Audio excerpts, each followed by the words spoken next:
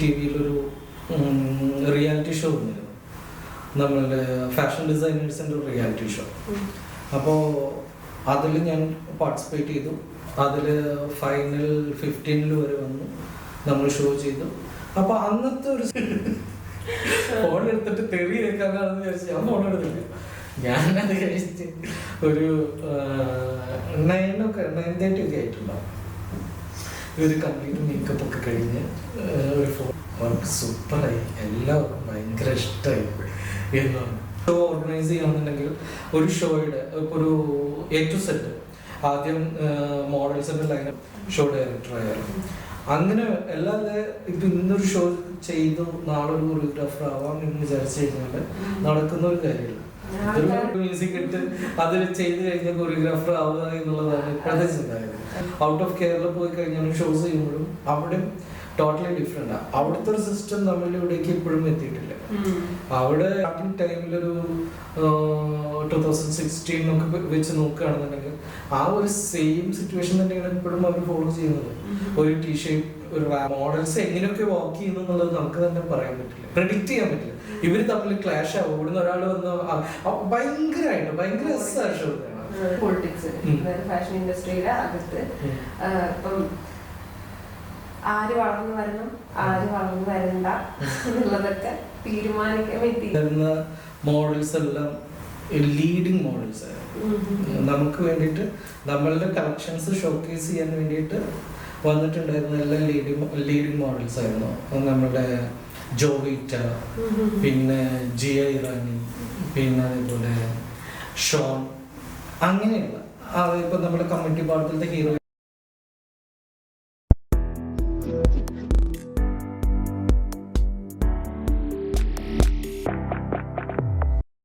ഇന്ന് നമ്മുടെ ഗസ്റ്റായിട്ട് ഇവിടെ എത്തിയിരിക്കുന്നത് ഫാഷൻ ഇൻഡസ്ട്രിയിൽ ഡിസൈനറായും സ്റ്റൈലിസ്റ്റായും മോഡൽ കോർഡിനേറ്ററായും സജീവമായിട്ട് കഴിഞ്ഞ കുറേ വർഷങ്ങളായിട്ട് നിൽക്കുന്ന ഷുക്കൂർ ഇക്കാനിയാണ്. ലെറ്റ്സ് വെൽക്കം ഷുക്കൂർ ഇക്ക ടു ദി ഷോ. നമസ്കാരം.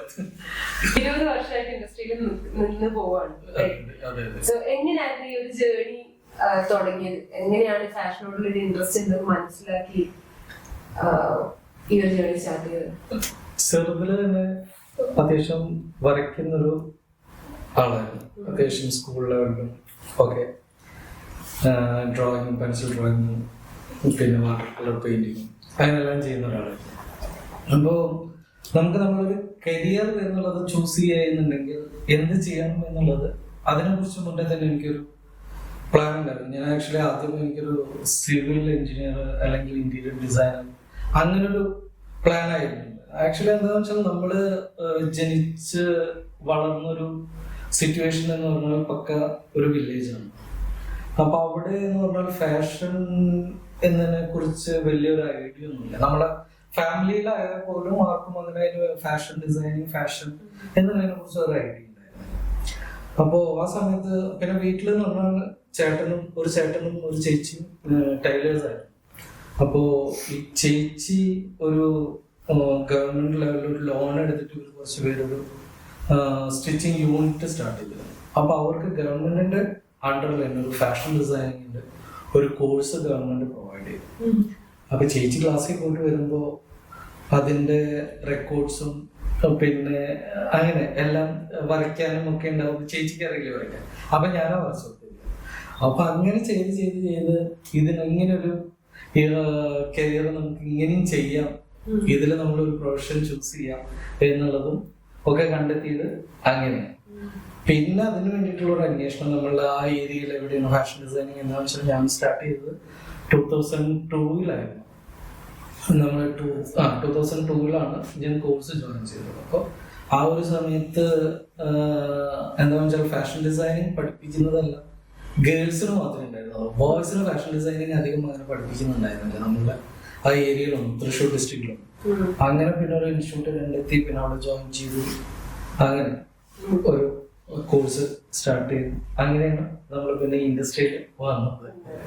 അതിനുശേഷം ഇങ്ങനെ നമുക്ക് എല്ലാവർക്കും ഒരു ഇൻസ്പിറേഷൻ ഉണ്ടാവുമല്ലോ, നമ്മുടെ ഒരു റിലേറ്റഡ് നമ്മൾ നിൽക്കുന്ന ഫീൽഡില് നമ്മൾ എപ്പോഴും ഒരു ഇൻസ്പിറേഷൻ ഉണ്ട്. ഓക്കെ, ഈ ആളെ പോലെ ഒരു സ്റ്റൈലിസ്റ്റ് ആണ്, ഡിസൈനർ ആവണമെന്നുള്ളൊരു അങ്ങനെ ഒരു റോൾ മോഡൽ ഉണ്ടായിരുന്നോ? ഇല്ല, റോൾ മോഡൽ എന്ന് പറഞ്ഞാൽ നമ്മൾ പഠിക്കുന്ന സമയത്ത് നമ്മൾ ഒരുപാട് റെഫറൻസ് എടുക്കുന്ന ഒരുപാട് അന്നെന്ന് വെച്ചാൽ ഈ പറഞ്ഞ പോലെ ഇപ്പോഴത്തെ സമയത്തെ പോലെ മൊബൈലും ഈ പിന്നെ അതേപോലെ തന്നെ നമ്മള് നെറ്റും ഒക്കെ നമുക്ക് ലിമിറ്റഡ് ആയിരുന്നു. അപ്പൊ അന്നത്തെ കാലത്തൊക്കെ നമ്മള് ഈ പറഞ്ഞ പോലെ നമുക്ക് ഏതെങ്കിലും കഫേയിലൊക്കെ പോയിട്ട് നമ്മൾ സെർച്ച് ചെയ്തിട്ടൊക്കെ കമ്പ്യൂട്ടർ കഫേ ഇന്റർനെറ്റ് കഫേയിലൊക്കെ പോയി എന്നിട്ട് നമ്മളിങ്ങനെ പഠിക്കുന്നതിനനുസരിച്ച് നമ്മളിങ്ങനെ ഓരോ റെഫറൻസും ഒക്കെ അന്ന് അങ്ങനെ എടുക്കുമായിരുന്നു. അപ്പൊ ആ സമയത്തൊക്കെ നമ്മൾ എല്ലാവരും ഒത്തിരി നമ്മളുടെ ഇവിടുത്തെ ലീഡിങ് ഡിസൈനേഴ്സിനൊക്കെ നമുക്ക് ഫോളോ ചെയ്യാം. പക്ഷെ ഒരു ഇൻസ്പിറേഷൻ എന്ന് പറഞ്ഞിട്ട് നമുക്ക് അങ്ങനെ വ്യക്തി എന്ന് പറയാനില്ല, നമ്മളെല്ലാം ഫോളോ ചെയ്യും, എല്ലാവരും ഫോളോ ചെയ്യും. അങ്ങനെയായിരുന്നു ചെയ്തുകൊണ്ടിരുന്നത്. സോ ഇങ്ങനെ സ്റ്റൈലിംഗ് അല്ലെങ്കിൽ ഡിസൈനിങ് ചെയ്തു തുടങ്ങിയിട്ട് പഠിച്ചു കഴിഞ്ഞ് കുറച്ചു കാലം നമ്മൾ ഇൻഡിപെൻഡന്റ് ആയിട്ട് വർക്ക് ചെയ്തിട്ടൊക്കെ ആയിരിക്കും ഫാഷൻ ഇൻഡസ്ട്രിയിലേക്ക് എൻട്രി ചെയ്യുന്നത്, ആ ഒരു ഷോസ് ഒക്കെ ചെയ്യാൻ തുടങ്ങുന്ന കാര്യങ്ങളൊക്കെ. സോ ആ ഒരു ജേർണി എങ്ങനെയാണ് സ്റ്റാർട്ട് ചെയ്തത്? ആ ഒരു ജേർണി എന്ന് വെച്ചാൽ ഞാൻ ആക്ച്വലി ഈ കോഴ്സ് കഴിഞ്ഞിട്ട് തന്നെ നമ്മളെ നാട്ടില് നമ്മളൊരു ഷോപ്പ്, ഒരു ജെൻസ് വെയർ ഞാനും നമ്മളൊരു ഫ്രണ്ടും കൂടെ ചെയ്യേ. പിന്നെ അത് കഴിഞ്ഞിട്ട് കുറച്ച് കഴിഞ്ഞ് ഞാൻ ഇതേപോലെ ഒരു ഫാഷൻ റിലേറ്റഡ് ആയിട്ട് പാറ്റേൺ മേക്കിംഗ് ഒരു കോഴ്സ് ചെയ്യാൻ വേണ്ടി ഞാൻ ട്രിവാൻഡ്രത്ത് ജോയിൻ ചെയ്തു. അത് ചെയ്തുകൊണ്ടിരിക്കുന്ന സമയത്ത് നമ്മളുടെ കൈരളി ടിവിയിലൊരു റിയാലിറ്റി ഷോ ഉണ്ട്, നമ്മളുടെ ഫാഷൻ ഡിസൈനേഴ്സിന്റെ ഒരു റിയാലിറ്റി ഷോ. അപ്പോൾ അതിൽ ഞാൻ പാർട്ടിസിപ്പേറ്റ് ചെയ്തു. അതിൽ ഫൈനൽ 15 വരെ വന്നു, നമ്മൾ ഷോ ചെയ്തു. അപ്പൊ അന്നത്തെ ഒരു സമയത്ത് അവിടെ ഉണ്ടായിരുന്ന മോഡൽസ് എല്ലാം ലീഡിങ് മോഡൽസ് ആയിരുന്നു. നമുക്ക് വേണ്ടിയിട്ട് നമ്മളുടെ കളക്ഷൻസ് ഷോക്കേസ് ചെയ്യാൻ വേണ്ടിയിട്ട് വന്നിട്ടുണ്ടായിരുന്ന എല്ലാം ലീഡിങ് മോഡൽസ് ആയിരുന്നു. നമ്മുടെ ജോവിറ്റ, പിന്നെ ജിയ ഇറാനി, പിന്നെ അതേപോലെ ഷോൺ, അങ്ങനെയുള്ള ഇപ്പൊ നമ്മുടെ കമ്മിറ്റി പാടത്തിലത്തെ ഹീറോയിനൊക്കെ ഷോൺ, അവർ അങ്ങനെയുള്ള അത്രയും ലീഡിങ് മോഡൽസ് ആയിരുന്നു. അപ്പൊ അവരുടെ കൂടെയാണ് നമ്മുടെ ഫസ്റ്റ് എക്സ്പീരിയൻസ് എന്ന് പറയുന്നത് അത്രയും ലീഡിങ് മോഡൽസിന്റെ കൂടെയാണ്. അപ്പൊ നമ്മുടെ മൈൻഡിൽ അങ്ങനെ ഒരു ആഗ്രഹം വന്നു. പക്ഷെ എങ്ങനെ ഈ ഫീൽഡിലേക്ക് എത്തിപ്പെടും എന്നുള്ളത് അതിനെ കുറിച്ച് ഒരു ഐഡിയ ഉണ്ടായിരുന്നു. പിന്നെ അത് കഴിഞ്ഞ് ഞാൻ പിന്നെ ചാനൽസിലായിരുന്നു പിന്നെ വർക്ക് ചെയ്തിരുന്നത്. ജയ്ഹിന്ദ് ചാനലിൽ ഒരുപാട് നമ്മളെ റിയാലിറ്റി ഷോസിനും ഒക്കെ കൂടിയിട്ട് നമ്മൾ വർക്ക് ചെയ്തു. പിന്നെ അത് കഴിഞ്ഞ് കുറച്ച് കഴിഞ്ഞ് ഇതുപോലെ നമ്മളൊരു ഫ്രണ്ട് ത്രൂ നമ്മളൊരു ഡിസൈനറിനെ അസിസ്റ്റ് ചെയ്യാൻ നമ്മുടെ പ്രവീൺ വർമ്മ എന്ന് പറയും, പുള്ളി മൂവി ചെയ്യുന്നതാണ്, മൂവി കോസ്റ്റ്യൂം ഡിസൈനറാണ്. ആളെ അസിസ്റ്റ് ചെയ്യുന്ന കുറച്ച് കാലം ആളുടെ കൂടെ വർക്ക് ചെയ്തു. ആ സമയത്ത് തന്നെ ഒരു സുനിൽ മേനൻ എന്ന് പറഞ്ഞ പുള്ളി പറഞ്ഞിട്ടുണ്ട്, ഇരിങ്ങാലക്കുടക്കാരൻ. അപ്പൊ പുള്ളിനെ കോണ്ടാക്ട് ചെയ്തിട്ട് പുള്ളി എന്നെ നമ്മളുടെ രഞ്ജു മേക്കപ്പ് ആർട്ടിസ്റ്റ്, പുള്ളിയുടെ ഒരു ഷോ ഉണ്ടായിരുന്നു, ഒരു ക്യൂൻ ഓഫ് ദോയ എന്ന് പറഞ്ഞിട്ട് ട്രാൻസ്ജെൻഡേഴ്സിന്റെ ഒരു പേജ് ഉണ്ടായിരുന്നു. അതിന്റെ ഫസ്റ്റ് സീസണിലെ ഒഫീഷ്യൽ കോസ്റ്റ്യൂം ഡിസൈനർ ആയിട്ടാണ് പിന്നെ ഞാൻ ഈ ഇൻഡസ്ട്രിയിൽ വരുന്നത്. അത് 2016 to 17 സ്റ്റാർട്ടിങ് ആയിട്ടാണ് സ്റ്റാർട്ടിങ് എന്ന് പറഞ്ഞാൽ 2017. സോ 2017 ഷോസും കാര്യങ്ങളൊക്കെ ചെയ്യാൻ തുടങ്ങി. ഇപ്പോഴും ഷോസും കാര്യങ്ങളൊക്കെ ചെയ്തുകൊണ്ടിരിക്കുകയാണ്. അപ്പം ഇതൊരു വലിയ കാലയളവാണ്. അപ്പൊ അന്നത്തെ ഇൻഡസ്ട്രി പോലെയല്ല ഇന്നത്തെ ഇൻഡസ്ട്രി. സോ എന്താ ഇപ്പോഴത്തെ ഫാഷൻ ഇൻഡസ്ട്രിയുടെ ഒരു അവസ്ഥ? ആക്ച്വലി ഞാൻ ഈ ഇൻഡസ്ട്രിയിൽ വരുന്ന സമയത്ത് ഇവിടുത്തെ ഷോസ് എല്ലാം എന്ന് പറഞ്ഞാൽ ഹൈലി പ്രൊഫഷണൽ ആയിരുന്നു. മോഡൽസ് ആയാലും പിന്നെ ഡിസൈനേഴ്സ് ആയാലും പുറത്തുനിന്നെല്ലാം നമ്മളുടെ ഇപ്പൊ മുംബൈ, ഡൽഹി, ഇവിടെ നിന്നെല്ലാം നല്ല നല്ല ഡിസൈനേഴ്സ് അവരുടെ കളക്ഷൻസ് ഷോക്കേസ് ചെയ്യാൻ വേണ്ടിയിട്ട് നമ്മുടെ കേരളത്തിൽ എത്തുമായിരുന്നു. പക്ഷെ ഇപ്പോഴത്തെ സിറ്റുവേഷൻ എന്ന് പറഞ്ഞു കഴിഞ്ഞിട്ടുണ്ടെന്നുണ്ടെങ്കിൽ ഇതേപോലെയുള്ള ഡിസൈനേഴ്സ് ഒന്നും ഇപ്പൊ ഷോ ചെയ്യാൻ തന്നെ അവർ താല്പര്യപ്പെടുന്നില്ല. നല്ല ഡിസൈനേഴ്സ് ഒന്നും ഷോ ചെയ്യാൻ താല്പര്യപ്പെടുന്നില്ല. പിന്നെ അതിൽ എനിക്ക് തോന്നിയിരിക്കുന്നത് എന്താണെന്ന് വെച്ചാൽ ഇവിടുത്തെ മോഡൽ ലൈനപ്പ് വളരെ വളരെ വളരെ ലോ ആണ് ശരിക്കും പറഞ്ഞാൽ. എന്താണെന്ന് വെച്ചാൽ നല്ല ക്വാളിറ്റിയുള്ള മോഡൽസ് ഉണ്ടായിട്ട് പോലും അവരിന് നമ്മളുടെ ഇൻഡസ്ട്രി വേണ്ട വിധേന യൂട്ടിലൈസ് ചെയ്യുന്നില്ല.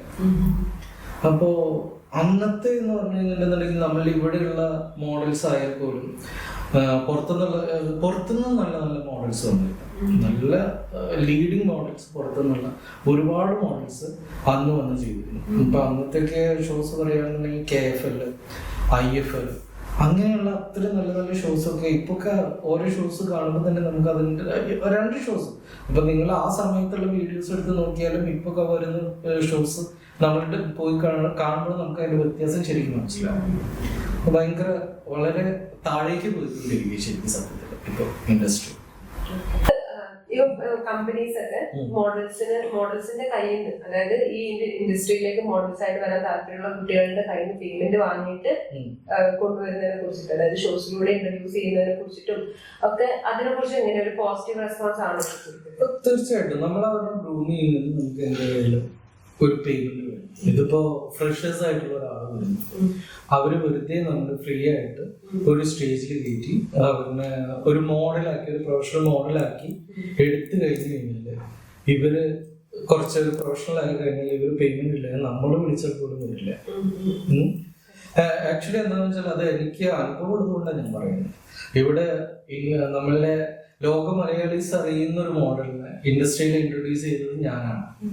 ആ ഒരു മോഡല് ഒരു ആളുടെ കരിയർ ഡെവലപ്ഡായി, ആളൊരു പ്രൊഫഷണൽ മോഡലായി. അത് കഴിഞ്ഞിട്ട് നമ്മളൊരു ഷോക്ക് വിളിച്ചപ്പോൾ ആൾ ഓക്കെ എന്ന് പറഞ്ഞ്, എന്നിട്ട് ലാസ്റ്റ് ടൈമിൽ ഷോയുടെ തലേ ദിവസം ആളുടെ അച്ഛൻ മരിച്ചു, അതുകൊണ്ട് വരാൻ പറ്റില്ല എന്ന് പറഞ്ഞ് സ്കിപ്പ് ചെയ്ത. എന്നിട്ട് ആ മോഡൽ തന്നെ വേറൊരാളോട് പറഞ്ഞു പേയ്മെന്റ് ഇല്ലാത്തതുകൊണ്ട് ഞാൻ വരാത്തത് എന്ന്. അപ്പൊ ഈ പുള്ളി സ്റ്റാർട്ട് ചെയ്യുമ്പോൾ തന്നെ ആളുടെ എല്ലാ എക്സ്പെൻസസും നമ്മളാ മീറ്റ് ചെയ്തു. അപ്പൊ അതുകൊണ്ട് തീർച്ചയായിട്ടും ക്വാളിറ്റി ഉണ്ടെന്നുണ്ടെങ്കിൽ അവരെ നമ്മൾ ഇൻട്രൊഡ്യൂസ് ചെയ്യുന്നുണ്ടെന്നുണ്ടെങ്കിൽ പേയ്മെന്റ് വാങ്ങിക്കുന്ന ഒരു പ്രശ്നമില്ല. ഇതൊരു ഫ്രഷ് പെർസ്പെക്റ്റീവ് ആണ്. സാധാരണ എല്ലാവരും ഈ ഒരു കാര്യത്തിനെ കുറിച്ച് സംസാരിക്കുമ്പോൾ ഞാനും ആക്ച്വലി ഇപ്പൊ ഈ പറഞ്ഞ കാര്യങ്ങൾ ഞാനും എല്ലാവരോടും പറഞ്ഞിരുന്നത് നിങ്ങൾ ഒരിക്കലും പേ ചെയ്തിട്ട് ഒരു ഷോ ചെയ്യരുത് എന്നുള്ളതാണ് ഞാൻ എല്ലാവരോടും, എന്നെ കാണാൻ വരുന്ന എല്ലാ ന്യൂ കമേഴ്സിനോടും ഞാൻ പറഞ്ഞു കൊടുത്തിരുന്നത് അങ്ങനെയാണ്. പക്ഷെ നമ്മളുടെ അനുഭവങ്ങളാണ് നമ്മളെ മാറ്റി ചിന്തിക്കുന്നത്.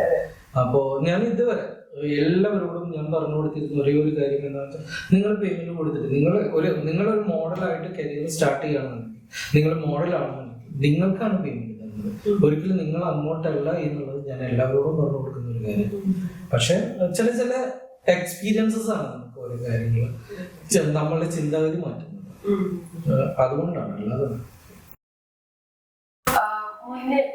അതായത് ഇപ്പൊ നേരത്തെ പറഞ്ഞത് പോലെയാണെങ്കിൽ ഇപ്പൊ കൊറോണയ്ക്ക് മുന്നേ ഇൻഡസ്ട്രിയിൽ ഇപ്പൊ പേജന്റ് ഷോസ് ഉണ്ടായിരുന്നു. പക്ഷെ അന്നത്തെ പേജന്റ് ഷോസിന്റെ ഒരു ക്വാളിറ്റിയും ഇന്ന് കാണുന്ന പേജന്റ് ഷോസിന്റെ ക്വാളിറ്റിയും തമ്മിൽ നല്ല ഡിഫറൻസസ് ഇല്ലേ? അപ്പം എന്താണ് ഇപ്പോഴത്തെ പേജന്റ് ഷോസിനെ കുറിച്ചിട്ട് അശോക് പറയാനുള്ളത്? ഇപ്പോഴത്തെ പേജന്റ് ഷോസ് എന്ന് പറഞ്ഞാൽ ഈ പറഞ്ഞ പോലെ കൊറോണയുടെ മുന്നേ എന്ന് പറയുന്നത്, കൊറോണയ്ക്ക് ശേഷം എന്ന് പറയുന്നത്, കൊറോണയ്ക്ക് മുന്നേ ഇവിടെ മോഡലിംഗ് കമ്പനീസ് ഉണ്ടായിരുന്നില്ല. ഈ കൊറോണയ്ക്ക് ശേഷമാണ് ഇവിടെ മോഡലിംഗ് കമ്പനീസ് ഫോം ചെയ്തു തുടങ്ങിയത്. ഈ മോഡലിംഗ് കമ്പനീസ് വന്നതിന് ശേഷമാണ് പേജന്റ് ഷൂസ് ഇത്രയ്ക്കും സ്റ്റാൻഡേർഡ് അല്ലാതായി തുടങ്ങിയത്. എന്താണെന്ന് വെച്ചാൽ പേ ചെയ്യാൻ റെഡിയുള്ളവർ ആരൊക്കെയാണെന്നുണ്ടെങ്കിൽ അവരെല്ലാം നമ്മൾ കോമ്പറ്റീഷന് പാർട്ടിസിപ്പൻ്റ് ആയിട്ട് ഇറക്കുകയാണ് ചെയ്യുന്നത്. എല്ലാം കണ്ടസ്റ്റൻസ് ആണ്. അതില് ഹൈറ്റ് ഒരു പേജൻസ് എന്ന് പറഞ്ഞാൽ ഇപ്പൊ ഏതൊരു പേജൻസ് ആയാലും, ഇപ്പൊ ഒരു മിസ്റ്റർ കേരള എന്നുള്ള ഒരു പേജന്റ് ആണെന്നുണ്ടെങ്കിൽ തന്നെ, നമ്മളൊരു പേജന്റ് ഇന്റർനാഷണൽ ലെവലിൽ എടുക്കുകയാണെന്നുണ്ടെങ്കിൽ തന്നെ അതിനും ഒരു മിനിമം ഹൈറ്റ് ക്രൈറ്റീരിയ ഉണ്ട്. അപ്പോ അതൊന്നും ഇവിടെ ഫോളോ ചെയ്യുന്നില്ല. ആരൊക്കെ ചെയ്യാൻ റെഡിയുണ്ട് അവരിനെല്ലാം വെച്ച് കോമ്പറ്റീഷൻ നടത്തുക. അല്ലാതെ ഇവിടെ ആളുകൾ വരാൻ ചാൻസ് കുറവായതുകൊണ്ടാണ്. എന്താണെന്ന് വെച്ചാല് കണ്ടസ്റ്റൻസ് വളരെ കുറവായിരിക്കും. അപ്പൊ കിട്ടുന്ന കണ്ടസ്റ്റൻസ് ക്വാളിറ്റി ഉള്ളവർ വരുന്നില്ല എന്ന് കാണുമ്പോൾ വരുന്നവരുടെ അടുത്ത് അവര് ഷോ അവർ കംപ്ലീറ്റ് ചെയ്യുന്നു. അപ്പോ തീർച്ചയായിട്ടും പേജൻസ് ചെയ്യുമ്പോൾ എപ്പോഴും നമ്മള് റെപ്യൂട്ടഡ് ആയിട്ടുള്ള കൊറിയോഗ്രാഫേഴ്സും ഷോ ഡയറക്ടേഴ്സും ചെയ്യുന്നത് തന്നെ ചെയ്തില്ലേ എന്നുണ്ടെങ്കിൽ അതുകൊണ്ട് നമുക്ക് ഒരു ആസ് എ മോഡൽ എന്നുള്ള രീതിയിൽ ഒരു ഗ്രോത്തും ഉണ്ടാവാൻ പോകുന്നില്ല. ഇപ്പോ ഞാനൊരു എക്സാമ്പിൾ പറയാം. ഞാൻ ഒരു ഷോ ഇതുപോലെ ഇപ്പോഴല്ല, ഒരു കൊറോണയ്ക്ക് തൊട്ട് മുന്നേ നമ്മൾ ലോക്ക്ഡൗൺ ഒക്കെ സ്റ്റാർട്ട് ചെയ്യുന്നതിനേക്കാളും ഒരു 2 weeks മുന്നേ നമ്മളൊരു പേജന്റ് ഇതേപോലെ മാൻ ഓഫ് കേരള എന്ന് പറഞ്ഞിട്ട് നമ്മളിവിടെ ചെയ്തിരുന്നു. അപ്പൊ ആ ചെയ്തിരുന്ന സമയത്ത് നമ്മൾ അതിന്റെ ഓഡിഷൻ സ്റ്റാർട്ട് ചെയ്തപ്പോൾ നമ്മൾ ടൈറ്റിൽ മാൻ ഓഫ് കേരള എന്നാണ്. ഓഡിഷൻ സ്റ്റാർട്ട് ചെയ്തപ്പോൾ ഒരു പുള്ളി കുറെ പേര് നമ്മള് ഓഡിഷൻ അറ്റൻഡ് ചെയ്തു. അതിൽ നിന്ന് നമുക്ക് ആ ടൈറ്റിലും കൂടി നോക്കി നമ്മളൊരു എപ്പോഴും നമ്മൾ ശ്രദ്ധിക്കേണ്ടത് ഒരു പേജന്റ് ചെയ്യുമ്പോൾ ആ പേജന്റിന് ടൈറ്റിൽ എന്താണെന്ന് നമ്മൾ ഫസ്റ്റ് നോക്കണം. ആ ടൈറ്റില് ഇപ്പൊ ചിലത് ഇപ്പോ മിസ്സിസ് മലയാളി, പിന്നെ അതുപോലെ തന്നെ മിസ് മലയാളി, മിസ്റ്റർ മലയാളി, അല്ലെങ്കിൽ mister Kerala, miss Kerala, Mrs Kerala. അപ്പൊ അതിന്റെ എല്ലാം ടൈറ്റിൽ നോക്കിയിട്ട് അപ്പൊ ആ ടൈറ്റിൽ ഇത് നമ്മള് ജഡ്ജ് ചെയ്യുമ്പോൾ ഈ ടൈറ്റിലും കൂടെ നോക്കിയിട്ടാണ് പലരും ജഡ്ജ് ചെയ്യുന്നത്. ഈ ടൈറ്റിലേക്ക് ഈ കണ്ടസ്റ്റൻസ് ആപ്റ്റ് ആണോ എന്നുള്ളതാണ്. അപ്പൊ നമുക്ക് അങ്ങനെ ഒരുപാട് പേര് ഓഡിഷൻ വന്നു, നമ്മൾ അതിൽ നിന്ന് കുറച്ച് പേര് സെലക്ട് ചെയ്തു. പക്ഷെ അതിൽ നിന്ന് സെലക്ട് ചെയ്യാത്ത കുറെ പേര് നമ്മളെ വിളിച്ചിട്ട് കുറെ എന്തുകൊണ്ട് നമ്മൾ സെലക്ട് ചെയ്തില്ല, എന്താണ് നമ്മുടെ ഫോൾട്ട്. നമ്മള് ഇങ്ങനെ ഫോൾട്ടുകൾ പറഞ്ഞു കൊടുക്കുമ്പോൾ അപ്പോഴും അവർക്ക് മനസ്സിലാവില്ല. അപ്പൊ അവര് പറയുന്ന അത് കഴിഞ്ഞിട്ട് ഒരു പയ്യൻ എന്നോട് പറഞ്ഞൊരു കാര്യം എന്താണെന്ന് വെച്ചാല്, നമ്മള് അത് കഴിഞ്ഞ പിറ്റത്തെ ദിവസം പുള്ളി ഒരു തൃശ്ശൂർ ഒരു ഇതേപോലെ ഒരു പേജന്റ് ചെയ്തു, അതിൽ വിന്നറായി. അപ്പോ ആള് പറയുന്നത് ഞാൻ ഇവിടെ വിന്നറാണ്, അപ്പോ എന്റെ കുഴപ്പമില്ല. പക്ഷെ അങ്ങനെയല്ല. ആക്ച്വലി നമുക്ക് അവരിനേക്കാൾ ക്വാളിറ്റി ഉള്ളവര് ആ ഷോയിൽ ഉണ്ടായിരുന്നു എന്നുള്ളതാണ്. നമ്മളുടെ ആ ഷോയിൽ വന്നിട്ടുള്ള മോസ്റ്റ് മോഡൽസ് എല്ലാം എപ്പോഴും പേജൻസ് ഇത് നമ്മളുടെ ഇവിടെ കേരളത്തിലെ പേജൻസ് നല്ല രീതിയിൽ വരാത്തതിന്റെ മെയിൻ റീസൺ ഇതാണ്. നമുക്ക് ക്വാളിറ്റി ഉള്ളവർ ആരും അപ്ലൈ ചെയ്യുന്നില്ല, വരുന്നില്ല ഇതിലേക്ക്. പേ ചെയ്യാൻ റെഡി. എന്താണെന്ന് വെച്ചാൽ പേജൻസ് എപ്പോഴും നമ്മുടെ ഗ്രൂമിങ് ചാർജ് എന്തെങ്കിലും പേ ചെയ്യണം. അപ്പൊ ചിലപ്പോൾ വളരെ ഹ്യൂജ് എമൗണ്ട് ആവാം, ചിലപ്പോൾ വളരെ കുറവായിരിക്കാം. അപ്പൊ ചിലപ്പോൾ ഇവരെന്താന്ന് വെച്ചാൽ ചില ഈ കമ്പനീസ് ഒക്കെ വളരെ ചെറിയ ഗ്രൂമിങ് ഫീ വാങ്ങിച്ചിട്ട് ചെയ്യുന്നവരുണ്ട്. അപ്പൊ ഇവരെ ഒരു എക്സ്പീരിയൻസ് എന്നുള്ള രീതിയിൽ അത് പോയി ചെയ്യുന്നവരുണ്ട് കുറെ. അപ്പൊ അതുകൊണ്ടൊക്കെ ആയിരിക്കാം എനിക്ക് തോന്നുന്നു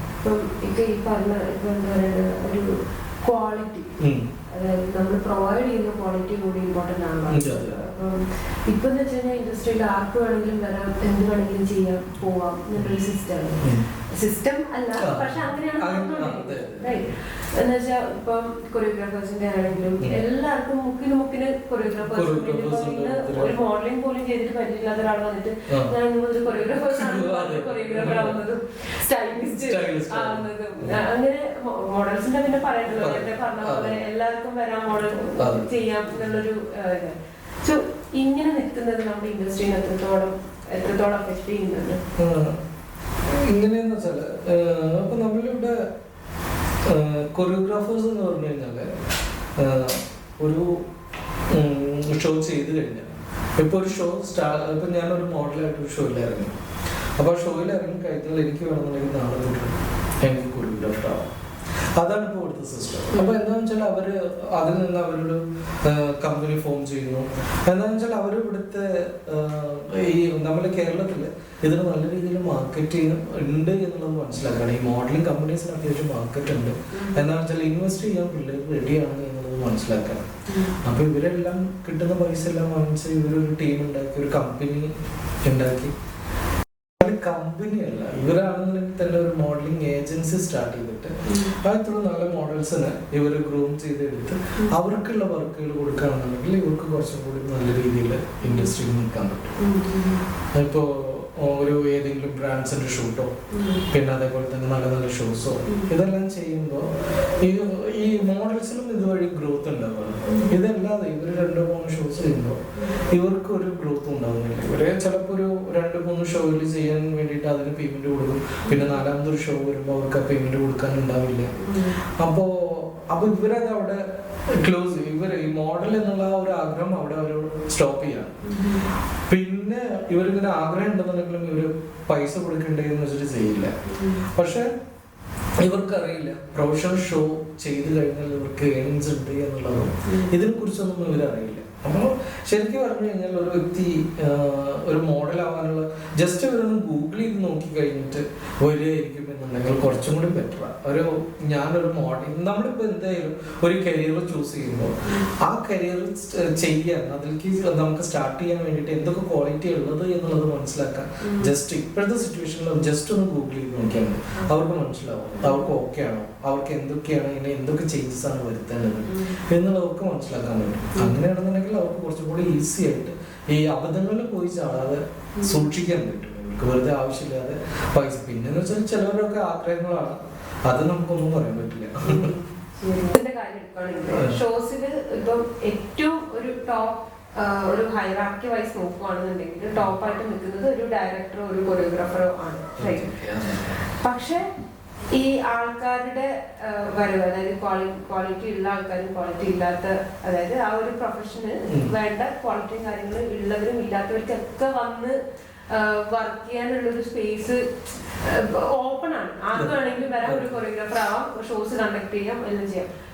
ഈ ഒരു സംഭവം ഒരു പൊതുജനങ്ങളുടെ മുമ്പിലേക്ക് എത്തുന്നത് നമ്മുടെ ഇപ്പൊ അവർ കാണുമ്പോഴേക്ക് ഇത് ഏത് കൊറിയോഗ്രാഫർ എങ്ങനെയാ എന്ത് ക്വാളിറ്റി ആണെന്ന് ആരും അറിയുന്നില്ല. അവര് നോക്കുമ്പോ ഓക്കെ ഒരു ഫാഷൻ ഷോ, അതില് നല്ല ഹൈ എൻഡ് ക്വാളിറ്റിയിലുള്ള ഷോസ് നടക്കുന്നുണ്ട്, ഒട്ടും ക്വാളിറ്റി ഇല്ലാത്ത നടക്കുന്നുണ്ട്. സോ അത് ആൾക്കാരുടെ മുമ്പിൽ ഒരു ഈ ഇൻഡസ്ട്രിയെ കുറിച്ചുള്ള ഒരു ഇമേജ് ആണ് ആൾക്കാർക്ക് ഭയങ്കര കൺഫ്യൂസിങ് ആണ്. സോ ഇത് ഒന്ന് എൻഷുർ ചെയ്യണമെന്നുണ്ടെങ്കിൽ ഫസ്റ്റ് ഒരു കൊറിയോഗ്രാഫേഴ്സ്, നല്ല ക്വാളിറ്റിയുള്ള കൊറിയോഗ്രാഫേഴ്സും ഡയറക്ടറും ഉണ്ടാകുമ്പോഴാണ് അതിൽ മൊത്തം ഈ ഒരു ഷോയുടെ ക്വാളിറ്റി ഏറ്റവും കൂടുതൽ സ്വാധീനിക്കുന്നത്. എങ്ങനെയാണ് ഒരു കൊറിയോഗ്രാഫർ നല്ലൊരു ക്വാളിറ്റി ഉള്ള കൊറിയോഗ്രാഫർ നമുക്ക് പറയാൻ പറ്റുക? അങ്ങനെ ഇപ്പൊ നമുക്ക് ഒരു കൊറിയോഗ്രാഫർ ഉണ്ടാവണമെന്നുണ്ടെങ്കിൽ അവർക്ക് പ്രോപ്പർ ആയിട്ടുള്ള ട്രെയിനിങ്ങും കാര്യങ്ങളൊക്കെ കിട്ടണം. അങ്ങനെ ഒരു ഓപ്ഷൻ ഇപ്പൊ നിലനിൽക്കുന്നുണ്ടോ? ആക്ച്വലി നമ്മുടെ കേരളത്തിൽ അങ്ങനെ ഒരു ഓപ്ഷൻ ഇല്ല. പുറത്തൊക്കെ ഉണ്ട്, പക്ഷെ കേരളത്തിലില്ല. ആക്ച്വലി നമ്മളൊരു കൊറിയോഗ്രാഫർ എന്ന് പറയുമ്പോൾ കുറച്ച് ഒരു എക്സ്പീരിയൻസ്, ജസ്റ്റ് ലീഡിങ് കൊറിയോഗ്രാഫേഴ്സിന്റെ കൂടെ വർക്ക് ചെയ്ത് നല്ലൊരു എക്സ്പീരിയൻസോ അങ്ങനെ ഒരു ഉണ്ടെന്നുണ്ടെങ്കിൽ നമുക്ക് ആ ഒരു എക്സ്പീരിയൻസ് വെച്ചിട്ട് ചെയ്യാം. പക്ഷെ പിന്നെ എന്ന് വെച്ചാൽ ഒരു കൊറിയോഗ്രാഫർ എന്ന് പറയുമ്പോൾ നല്ല രീതിയിൽ ഫാഷൻ സെൻസ് ഉണ്ടായിരിക്കണം. പിന്നെ വളരെ നല്ല ക്രിയേറ്റീവ് ആയിട്ട് തന്നെ എന്താണെന്ന് വെച്ചാൽ നമ്മളിപ്പോൾ ഒരു കൊറിയോഗ്രാഫി ചെയ്യുമ്പോൾ ഇപ്പോഴത്തെ നമ്മൾ ട്രെൻഡിനനുസരിച്ചിട്ട് നമുക്ക് അത് കൊറിയോഗ്രാഫി ചെയ്യാൻ അതിനൊരു ക്രിയേറ്റിവിറ്റി വേണം. പിന്നെ നല്ല കമ്മ്യൂണിക്കേഷൻ വേണം, പിന്നെ ഓർഗനൈസേഷൻ സ്കില്ല് വേണം. അപ്പൊ ഇത്രയൊക്കെ ഉണ്ടെന്നുണ്ടെങ്കിൽ പിന്നെ അതേപോലെ തന്നെ നമ്മളിപ്പോ ഒരു ഷോ ഓർഗനൈസ് ചെയ്യാന്നുണ്ടെങ്കിൽ ഒരു ഷോയുടെ ഒരു A to Z ആദ്യം മോഡൽസിന്റെ ലൈനപ്പ് ആയിക്കോട്ടെ, പിന്നെ അതേപോലെ തന്നെ ലൈറ്റിംഗ്, പിന്നെ ഇപ്പൊ ഒരു മോഡലിന്റെ മേക്കപ്പ് ആയി, പിന്നെ അതേപോലെ തന്നെ hair style, music, back drops, ഇതിനെ കുറിച്ചെല്ലാം നല്ല രീതിയിലൊരു അവയർനെസ് ഉണ്ടായിരിക്കുന്നത് ആളായിരിക്കും എപ്പോഴും ഒരു ഷോ കൊറിയോഗ്രാഫർ ആയാലും ഷോ ഡയറക്ടർ ആയാലും. അങ്ങനെ അല്ലാതെ ഇപ്പൊ ഇന്നൊരു ഷോ ചെയ്തു നാളെ ഒരു കൊറിയോഗ്രാഫർ ആവാം എന്ന് വിചാരിച്ചു കഴിഞ്ഞാൽ നടക്കുന്ന ഒരു കാര്യമില്ല. എപ്പോഴും കൊറിയോഗ്രാഫർ എന്ന് പറയുമ്പോഴത്തേക്ക് നടത്തി വന്നു കഴിഞ്ഞ കൊറിയോഗ്രാഫർ ഏതെങ്കിലും ഒരു മ്യൂസിക് ഇട്ട് അതിൽ ചെയ്ത് കഴിഞ്ഞ കൊറിയോഗ്രാഫർ ആവുക എന്നുള്ളതാണ് ഇപ്പോഴത്തെ ചിന്താഗതി. പക്ഷെ അങ്ങനെയല്ല. ആക്ച്വലി ഇത്രയും കാര്യങ്ങൾ ഭയങ്കരമായിട്ട് നല്ലൊരു എക്സ്പീരിയൻസ് തന്നെ വേണം. പിന്നെ എന്താണെന്ന് വെച്ചാല് ഇവിടുത്തെ ഷോസും ഇവിടെ ഇപ്പൊ കേരളത്തില് ഷോസുകളിലും പുറത്ത് നമ്മളിപ്പോ ഔട്ട് ഓഫ് കേരള പോയി കഴിഞ്ഞാൽ ഷോസ് ചെയ്യുമ്പോഴും അവിടെ ടോട്ടലി ഡിഫറെന്റ് ആണ്. അവിടുത്തെ ഒരു സിസ്റ്റം നമ്മളുടെ ഇവിടേക്ക് ഇപ്പോഴും എത്തിയിട്ടില്ല. അവിടെ ഇവിടെ നമ്മൾ എപ്പോഴാണ് നമ്മൾ സ്റ്റാർട്ടിങ് എങ്ങനെയാണ് അത് തന്നെയാണ് ഇപ്പോഴും. ഞാനിപ്പോ ഒരു സ്റ്റാർട്ടിങ് ടൈമിലൊരു 2016 ഒക്കെ വെച്ച് നോക്കുകയാണെന്നുണ്ടെങ്കിൽ ആ ഒരു സെയിം സിറ്റുവേഷൻ തന്നെയാണ് ഇപ്പോഴും അവർ ഫോളോ ചെയ്യുന്നത്. ഒരു ടീഷർട്ട്, ഒരു റാമ്പ്, അതിൽ ആ ഒരു ഇത് അതിൽ കൂടെ അതിനപ്പുറം വേറെ ഒന്നും ചെയ്യുന്നില്ല. പക്ഷെ നമ്മൾ പുറത്തിപ്പോ ഞാനൊരു ഡൽഹിയിലൊരു ഷോ ചെയ്യാൻ പോയിരുന്നു. അവിടെ എന്ന് പറഞ്ഞു കഴിഞ്ഞിട്ടുണ്ടെന്നുണ്ടെങ്കിൽ അവിടുത്തെ ഷോ എന്ന് പറഞ്ഞു കഴിഞ്ഞാൽ നമുക്ക് ഒരു രക്ഷയില്ലാത്ത അത്രയും രസമാണ് അവിടുത്തെ ഷോസ് കാണാം. മോഡൽസ് എങ്ങനെയൊക്കെ വാക്ക് ചെയ്യുന്നു എന്നുള്ളത് നമുക്ക് തന്നെ പറയാൻ പറ്റില്ല, പ്രെഡിക്റ്റ് ചെയ്യാൻ പറ്റില്ല. ഇവര് തമ്മിൽ ക്ലാഷ് ആവും. ഇവിടുന്ന് ഒരാൾ വന്ന് ഭയങ്കരമായിട്ട് ഭയങ്കര രസമാണ് ഷോ കാണാം. അപ്പൊ അങ്ങനെയുള്ള ഒരു സിസ്റ്റം നമ്മളുടെ ഇവിടെ എത്തിയിട്ടില്ല. നമ്മളുടെ ഇവിടെ അത് എന്താന്ന് വെച്ചാല് ഇവര് കൂടുതലും ചിലപ്പോ അതിന്റെ ഓർഗനൈസേഴ്സിന്റെ പ്രശ്നങ്ങളായിരിക്കാം, എന്താന്ന് വെച്ചാൽ അവര് ഫണ്ടിന്റെ പ്രശ്നങ്ങളായിരിക്കാം. അപ്പൊ അതുകൊണ്ടൊക്കെ ആയിരിക്കാം അല്ല. പക്ഷെ എന്നാലും ഒത്തിരി നമ്മളിവിടെ ഒരുപാട് ചേഞ്ച് ആവാനുണ്ട് ഇപ്പോഴും. പക്ഷെ ഈ കൊറിയോഗ്രാഫേഴ്സ് ഈ കൊറിയോഗ്രാഫി പഠിപ്പിക്കുക എന്ന് വെച്ച് കഴിഞ്ഞിട്ടുണ്ടെന്നുണ്ടെങ്കിൽ അത്രയും എക്സ്പീരിയൻസ്ഡ് ആയിട്ടുള്ള ഒരുപാട് കൊറിയോഗ്രാഫേഴ്സ് നമുക്ക് ഇവിടെ ഉണ്ട് കേരളത്തിൽ. അവർക്കൊക്കെ സ്റ്റാർട്ട് ചെയ്യാവുന്നതേ ഉള്ളൂ അവരുടെ എക്സ്പീരിയൻസ് വെച്ചിട്ട്. പക്ഷെ ഇവിടെ അങ്ങനെ ഒരു സിസ്റ്റം ഇതുവരെ ഇല്ല, ഇതുവരെ വന്നിട്ടില്ല. ഇനി നമുക്ക് ഭാവിയിൽ പ്രതീക്ഷിക്കാം. കിട്ടി അങ്ങനെ പറയാൻ പറ്റുള്ളൂ.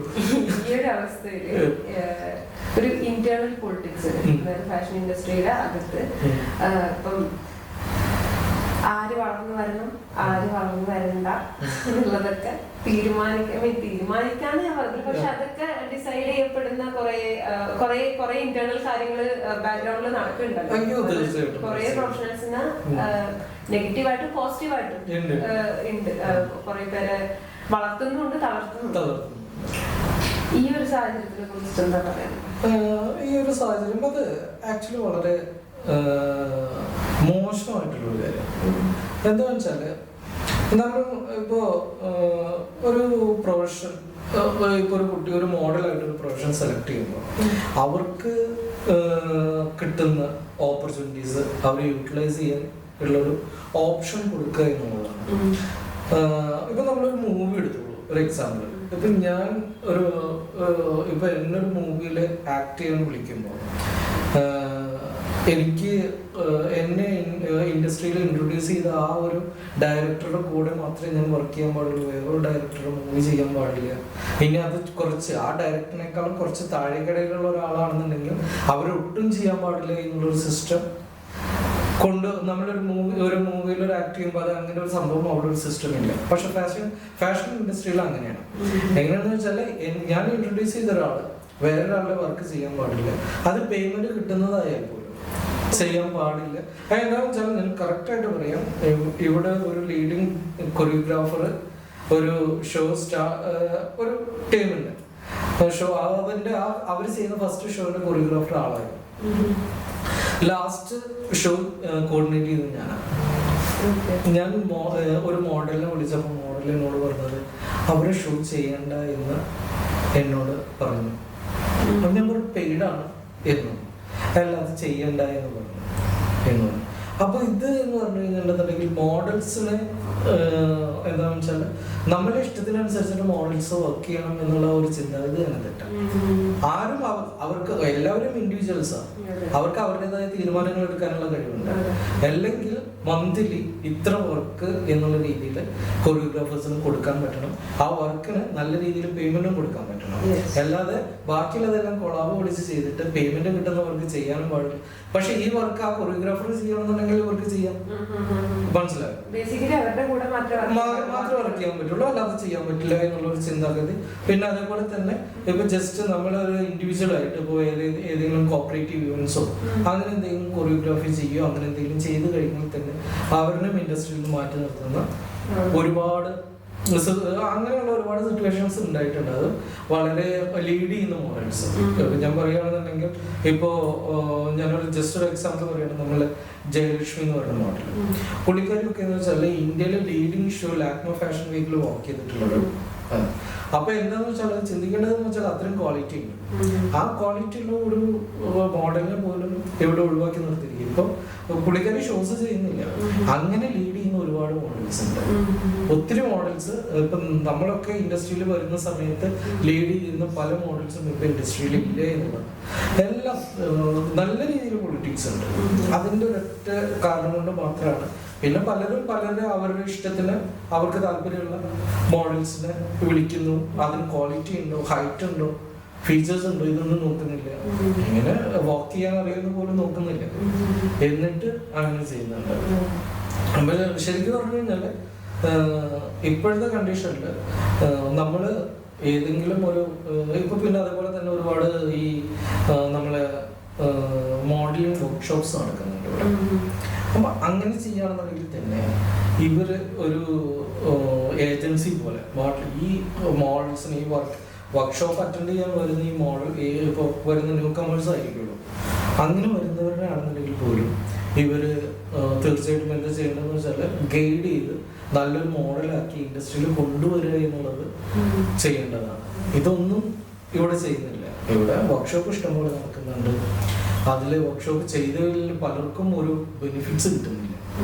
ആക്ച്വലി ഇപ്പോൾ ഒരു സംഭവം ഒരു വർക്ക്ഷോപ്പ് ചെയ്ത് കഴിഞ്ഞാൽ ഒരു ആള് ഇപ്പം നമുക്കൊരു ഒരു പയ്യൻ വന്നു അല്ലെങ്കിൽ ഒരു പെൺകുട്ടി വന്നു, അവർക്ക് മോഡലിംഗ് കരിയറായിട്ട് ചെയ്യാൻ വേണ്ടിയിട്ടാണ് എന്ന് പറഞ്ഞു കഴിഞ്ഞാൽ നമ്മൾ ആ വർക്ക്ഷോപ്പ് അറ്റൻഡ് ചെയ്യുമ്പോൾ അതിനുള്ള ക്വാളിറ്റി ഉണ്ടോ എന്നുള്ളത് ഫസ്റ്റ് നോക്കിയിട്ട് അവർക്ക് അഡ്മിഷൻ കൊടുക്കുകയായിരുന്നു ബെറ്റർ.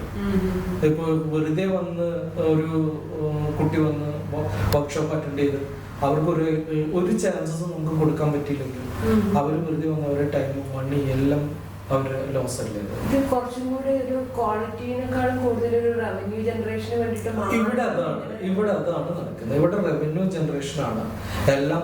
റവന്യൂ ജനറേഷൻ മാത്രം ഫോക്കസ് ചെയ്യുന്നത്, അല്ലാതെ ഇവിടെ ഒരു ഇൻഡസ്ട്രി ഡെവലപ്ഡ് ആവണമെന്നോ ഈ ഇൻഡസ്ട്രിയിൽ നമ്മളുടെ മറ്റ് സ്റ്റേറ്റുകളെ അപേക്ഷിച്ച് കേരള ഇൻഡസ്ട്രി നല്ല രീതിയിൽ പോകണമെന്നോ ആരും ചിന്തിക്കുന്നില്ല. എല്ലാവർക്കും സ്വന്തം ഇതാണ്. പിന്നെ ഞാൻ വേറെ കാര്യം, ഈ ഇപ്പം ചൈൽഡ് മോഡൽസില് കിഡ്സിന് ഇങ്ങനെ കുറെ വർക്ക്ഷോപ്സ് കാര്യങ്ങൾ അങ്ങനെ ഇങ്ങനെയൊക്കെ പറഞ്ഞിട്ട് പേരൻസിന് പിന്നെ ആ ഒരു പിള്ളേരുടെ കാര്യമാകുമ്പോഴത്തേക്ക് ഇൻവെസ്റ്റ്, അവർക്ക് ഇൻവെസ്റ്റ് ചെയ്യാനും ബുദ്ധിമുട്ടൊന്നുമില്ല. അപ്പം അതിനാണെങ്കിൽ നമ്മള് ആ ഒരു കാര്യത്തിൽ ഇങ്ങനെ ഒരുപാട് ഈ ഒരു ഇങ്ങനെ കുറെ പ്രോഗ്രാംസ് കിഡ്സിന് വേണ്ടിയിട്ടുള്ള പേജൻസ് ആണെങ്കിലും വർക്ക്ഷോപ്സ് ആണെങ്കിലും വെറുതെ ഷോസ് ആണെങ്കിലും ആൾക്കാർ കണ്ടുവയ്ക്കും. പക്ഷെ ഇവര് ഫൈനാൻഷ്യലി കുറെ ഇൻവെസ്റ്റ് ചെയ്യേണ്ടി വരുന്നുണ്ട്. പേരൻസ് പിള്ളേർക്ക് വേണ്ടിയിട്ട് ഈ ഒരു ഇൻഡസ്ട്രിയിൽ അല്ലെങ്കിൽ ഇങ്ങനെയുള്ള കാര്യങ്ങൾക്ക് വേണ്ടിയിട്ട് കുറെ ഇൻവെസ്റ്റ് ചെയ്യേണ്ടി വരുന്നുണ്ട്. ഈ ഒരു പ്രവണതയെ കുറിച്ചിട്ടും ഈ ഒരു ഇങ്ങനെയുള്ള ഒരു സാഹചര്യത്തെ കുറിച്ച് എന്താ പറയുന്നത്? അതെന്താണെന്ന് വെച്ചാൽ സ്വന്തം മക്കളിന് നല്ല രീതിയിൽ ഫേമസ് ആയി കാണാനുള്ള പാരൻസിന്റെ ഒരു താല്പര്യമാണ്. അതുകൊണ്ടാണ് ഇവര് എന്ത് വർക്ക് ഉണ്ടായാലും എവിടെയാണെന്നുണ്ടെങ്കിലും ഇവര് കുട്ടികളായിട്ട് എത്തും. പിന്നെ അതിനു വേണ്ടിയിട്ട് എത്ര വേണമെങ്കിലും ഇൻവെസ്റ്റ് ചെയ്യും. പക്ഷെ ചില കുട്ടികളെല്ലാം സക്സസ് ആവുന്നുണ്ട്. ഇപ്പോ ചില കുട്ടികളെല്ലാം നല്ല രീതിയിൽ സക്സസ് ആയിട്ട് ഒരുപാട് ഷോസും ഇതെല്ലാം ചെയ്യുന്നുണ്ട്. പക്ഷെ ഇവരെല്ലാം ചെയ്യുന്നത് ഇവിടെ ഒരു പ്രോപ്പർ ആയിട്ടുള്ള ഒരു ഏജൻസിയുടെ കൂടെയോ ഒന്നുമല്ല. ഇവർ വെറുതെ ഏതെങ്കിലും മോഡലിംഗ് കമ്പനി പോകുന്നു, അതിലേതെങ്കിലും ഒരു കുട്ടി സക്സസ് ആയി എന്ന് കണ്ടു കഴിഞ്ഞാൽ പിന്നെ ആ മോഡലിംഗ് കമ്പനീസിന്റെ കൂടെ ബാക്കിയുള്ള കുട്ടികളെല്ലാം തള്ളി വിടുന്നു. ഇതൊക്കെയാണ് ഇവിടെ നടക്കുന്നത്. എല്ലാം പ്രോപ്പർ ആയിട്ടുള്ള ഒരു ഏജൻസി ത്രൂ ഈ കുട്ടികളൊന്നും ചെയ്യുന്നില്ല. പിന്നെ ഒന്നാമത്തെ കാര്യം എന്താണെന്ന് വെച്ചാൽ ഈ കുട്ടികൾക്ക് നല്ല രീതിയിലുള്ളൊരു ഇത് കിട്ടുന്നില്ല ഇവിടെ. നമ്മളുടെ ഇവിടുത്തെ സിസ്റ്റം വെച്ചിട്ട് അവർക്കും വളരാനുള്ള ചാൻസസ് ഒക്കെ കുറവാണ്. ഇവർ ഈ കൂടുതലും ഈ കമ്പനി ഷോസും ഈ പേജൻസും മാത്രമേ ചെയ്യുന്നുള്ളൂ. എന്താണെന്ന് വെച്ചാൽ ഇവിടെ ഒരു കിഡ്സിന്റെ ബ്രാൻഡ്സോ അങ്ങനെ അതിന്റെ ഒരു ഓപ്പണിങ്സോ അങ്ങനെയൊന്നുമില്ല. നമ്മളുടെ ഇവിടെ കേരളത്തിലൊന്നുമില്ല, ഒട്ടുമില്ല. ഇപ്പോ പുറത്തൊക്കെ ഒത്തിരി കിഡ്സിന്റെ ബ്രാൻഡ്സിന്റെ എല്ലാം ഷോസ് ഒക്കെ നടക്കും. ഇവിടെ എന്ന് വെച്ചാൽ കേരളത്തിലെ കിഡ്സിന്റെ ബ്രാൻഡ്സിന് വേണ്ടിയിട്ട് ഷോയോ കാര്യങ്ങളൊന്നും ആരും ചെയ്യുന്നില്ല. അപ്പൊ അങ്ങനെയൊക്കെ വരികയാണെന്നുണ്ടെങ്കിൽ കുറച്ചും കൂടിയൊക്കെ അവർക്കും ഒരു ഗ്രോത്ത് ഉണ്ടാവും. കുട്ടികളായാലും വെറുതെ ഇൻവെസ്റ്റ് ചെയ്യുന്നതൊക്കെ കുറയും. പക്ഷെ അവർക്കും ഷോസ് ചെയ്യുന്നുണ്ടെങ്കിൽ തന്നെ അവർക്ക് അതിന് ബെനിഫിറ്റ്സ് ഉണ്ടോ എന്നുള്ളത് പോലും നമുക്ക് അറിയില്ല. അവർക്ക് പേയ്മെന്റ്സോ കാര്യങ്ങളോ എല്ലാം എന്ന് പറഞ്ഞാൽ ഇവരുടെ ചിന്താഗതിയിൽ അവർക്കൊരു ചാൻസ് കൊടുക്കുക എന്നുള്ളതാണ്. അവർക്ക് നല്ലൊരു ചാൻസ് കൊടുത്തു എന്നുള്ളതാണ്. അല്ലാതെ അവർക്ക് അത് അവരൊരു പ്രൊഫഷണലായിട്ട് അവർ ഇത്രയും ഇൻവെസ്റ്റ് ചെയ്തിട്ടാണ് ഇത്രയും ഗ്രൂംഡ് ആയിട്ടാണ് അവരിവിടെ വന്നിരിക്കുന്നത് എന്നുള്ളതും അതിനനുസരിച്ചിട്ട് നമ്മൾ പേ ചെയ്യണം എന്നുള്ളതൊന്നും ഇല്ല. പിന്നെ ഓരോരുത്തരും വിളിക്കുമ്പോൾ ഇന്നാളെ വിളിച്ചു അപ്പൊ അവരുടെ ഷോ പോയി ചെയ്യുന്നു എന്നുള്ള ചിന്താഗതിയില്ല. എല്ലാവരും ചാൻസ് ആണ്. ഇത് എല്ലാം ലാസ്റ്റ് ഇതിന്റെ എല്ലാം വേണ്ടത് പൈസയാണെന്നുള്ളത് എല്ലാവരും മറക്കാണ് ശരിക്കും. ഫോട്ടോഗ്രാഫേഴ്സിനെ കുറിച്ചിട്ടും സ്റ്റൈലിസ്റ്റിനെ കുറിച്ചിട്ടൊക്കെ സംസാരിച്ചു, മോഡൽസിനെ കുറിച്ച് സംസാരിച്ചു. പക്ഷെ എന്നാലും ഒരു ക്വസ്റ്റ്യൻ കൂടി ചോദിക്കട്ടെ. ഇൻഡസ്ട്രിയില് മോഡൽസില് ഇപ്പം നമ്മുടെ കേരളത്തിലെ കാര്യമാണ് പറയുന്നത്. മോഡൽസ് ഡിസേർവ് ചെയ്യുന്ന ഒരു സ്പേസും വാല്യൂ മോഡൽസിന് അതിപ്പം ഷോ ചെയ്യുന്നവരാണെങ്കിലും പുറത്തുനിന്നാണെങ്കിലും ഒക്കെ കിട്ടുന്നുണ്ടെന്ന് തോന്നുന്നുണ്ടോ ഷുക്കൂർക്കേക്ക്? ആക്ച്വലി നമ്മള് വേറെ സ്റ്റേറ്റിലെ മോഡൽസിനെ വെച്ച് നോക്കുമ്പോൾ നമ്മൾ കേരള മോഡൽസിന് ഒട്ടും ഒരു വാല്യൂ കൊടുക്കുന്നില്ല ഇൻഡസ്ട്രി. ആക്ച്വലി ഇവരൊക്കെ ഒരു ഷോ വന്നു കഴിഞ്ഞാൽ ഇവരുടെ ഫുഡിനായാലും പോലും ഇവർക്ക് അക്കോമഡേഷൻ ആയി പോലും ഇവർ ഈ കൊറിയോഗ്രാഫേഴ്സിനോടും ഷോ ഡയറക്ടേഴ്സിനോടും ഒക്കെ ഇങ്ങനെ നിന്ന് പിന്നാലെ നടക്കേണ്ട അവസ്ഥ വരികയാണ്. പല ഷോയിലും ഞാൻ കണ്ടിട്ടുള്ളത് എന്താണെന്ന് വെച്ചാല് ഷോ ഉണ്ട്, ഇന്ന ദിവസം ഷോ ഉണ്ട്, പക്ഷെ അക്കോമഡേഷൻ ഇല്ല കേട്ടോ ഷോ വന്നിച്ച്. പക്ഷെ അപ്പൊ എന്താന്ന് വെച്ചാൽ ഇതെല്ലാം ഇവരുടെ ഒരു ഔദാര്യം പോലെയാണ്. മനസ്സിലായോ? നിങ്ങൾക്കൊരു ചാൻസ് നമ്മൾ തരുന്നു എന്നുള്ള പോലെയാണ്. അല്ലാതെ ഇത് ഇവരുടെ ഒരു പ്രൊഫഷനാണ്, ഒരു മോഡലിംഗ് ഒരു പ്രൊഫഷനാണ് എന്നുള്ളത് അതുപോലും മനസ്സിലാക്കുന്നില്ല ഇവിടുത്തെ ഷോ ഡയറക്ടേഴ്സ് ആയാലും കൊറിയോഗ്രാഫേഴ്സ് ആയാലും. എന്താണെന്ന് വെച്ചാൽ അങ്ങനെ ചെയ്യുമ്പോഴാണ് അവരെ വില. ഇപ്പൊ ഞാനൊരു ഷോ ചെയ്യാൻ, ഞാൻ പറഞ്ഞല്ലോ നേരത്തെ ഞാൻ ഡൽഹിയിൽ ഒരു ഷോ ചെയ്യാൻ പോയി എന്ന് പറഞ്ഞു. ആ ഷോയില് ഡിസൈനേഴ്സ് ആയിക്കോട്ടെ, പിന്നെ മോഡൽസ് ആയിക്കോട്ടെ, ഇപ്പൊ നമ്മൾ അസിസ്റ്റ് ചെയ്യുന്നത് ഡിസൈനറിന് അസിസ്റ്റ് ചെയ്യുന്നതാണ്, അതായിക്കോട്ടെ സെലിബ്രിറ്റീസ് ആയിക്കോട്ടെ, എല്ലാവർക്കും സെയിം ഫെസിലിറ്റിയാണ്. എല്ലാം സ്റ്റാർ ഹോട്ടലിൽ സ്റ്റേ, ഫുഡ് 3 times ഫുഡ് എല്ലാം നമുക്ക് അവിടെയാണ്. സെലിബ്രിറ്റീസ് എന്ന് പറഞ്ഞു കഴിഞ്ഞിട്ടുണ്ടെന്നുണ്ടെങ്കിൽ അവിടെ അന്ന് ഉണ്ടായിരുന്ന സെലിബ്രിറ്റീസ് നമ്മുടെ ശില്പ ഷെട്ടി മലയിക്കാറുടെയാണ്. അത്രയും വലിയൊരു ഷോയിൽ എല്ലാവർക്കും ഒരേപോലെയാണ് കൊടുക്കുന്നത്. ഫെസിലിറ്റീസ് എല്ലാവർക്കും ഒരേപോലെ, സെയിം ഫെസിലിറ്റി, ഒരു വ്യത്യാസവും. ആ സിറ്റുവേഷൻ ഇവിടെ വരുമ്പോൾ സെലിബ്രിറ്റീസിന് അക്കോമഡേഷൻ വേറെ, ഡിസൈനേഴ്സിന് വേറെ, കൊറിയോഗ്രാഫേഴ്സിന് വേറെ, മോഡൽസിന് അക്കോമഡേഷൻ കിട്ടിയേ കിട്ടിയില്ലെങ്കിൽ അല്ലെങ്കിൽ അവർ വേറെ അവരുടെ ഫ്രണ്ട്സിന്റെ അവിടെ ഇവിടെ പോയി നിൽക്കേണ്ട അവസ്ഥ വരിക. ഫുഡിന്റെ കാര്യത്തിലായാലും അതെ. ഒരു ഷോ നടക്കുന്ന സമയത്ത് പോലും കറക്റ്റ് ആയിട്ടൊരു ഫുഡോ കുടിക്കാൻ വെള്ളമോ ഇതൊന്നുമില്ല. ഇവർ അതിന് വേണ്ടിയിട്ട് ഇപ്പൊ ഷോ കഴിഞ്ഞ് എന്താണെന്ന് വെച്ചാൽ ഇവര് ഈ ത്രൂ ഔട്ട് ഇങ്ങനെ ഷോസ് ഇപ്പൊ ഒരു നല്ലൊരു ഷോ ആണെന്നുണ്ടെങ്കിൽ ത്രൂ ഔട്ട് ഒരു 5 ഡിസൈനേഴ്സിന്റെ 6 ഡിസൈനേഴ്സിന്റെ ഗൗൺസ് ഒരു മോഡൽ എന്തായാലും വേറെ വേണ്ടി വരും. അതിങ്ങനെ ത്രൂ ഔട്ട് അങ്ങനെ പോയി വരുമ്പോൾ ഇവർക്ക് കഴിക്കാനുള്ള ഭക്ഷണം പോലും കൊടുക്കാൻ പറ്റില്ല എന്നുണ്ടെങ്കിൽ പിന്നെ വെറുതെ നമ്മളുടെ ബെനിഫിറ്റ്സിന് വേണ്ടിയിട്ട് മാത്രം ഷോ ചെയ്യുകയാണെന്നുണ്ടെങ്കിൽ ആ ഷോയിൽ ആരൊക്കെ ഇൻക്ലൂഡഡ് ആണെന്നുണ്ടെങ്കിൽ അവർക്ക് എല്ലാം ബെനിഫിറ്റ്സ് ഉണ്ടാവും. അല്ലെങ്കിൽ പിന്നെ അത് ചെയ്യാതിരിക്കാൻ ഏറ്റവും ബെറ്റർ. അപ്പം നമുക്ക് ഇത്രയും സീരിയസ് ആയിട്ടുള്ള കുറെ ക്വസ്റ്റ്യൻസ് ചോദിച്ചിട്ടുണ്ട്. അപ്പൊ ഇനി നമുക്ക് ഷുക്കൂർക്കയുടെ ലൈഫ് ഒന്ന് ചേഞ്ച് ചെയ്തിട്ട് ഒരു എക്സ്പീരിയൻസ്, അതിപ്പം ഒരു ഫണ്ണി മൊമെന്റോ അല്ലെങ്കിൽ ഒരു ചാലഞ്ചിങ് ആയിട്ടുള്ള എന്തെങ്കിലും എക്സ്പീരിയൻസ് പെട്ടെന്ന് ഒരു ഓർമ്മയിൽ വരുന്നത്. ചലഞ്ചിങ് എന്നും പറയാൻ പറ്റുമെന്നറിയില്ല. ഞാൻ ആക്ച്വലി കോസ്റ്റ്യൂം ഞാൻ ബ്രൈഡൽസ് ചെയ്യുന്നുണ്ട്, ബ്രൈഡൽസും ഗ്രൂംസും ചെയ്യുന്നുണ്ട്.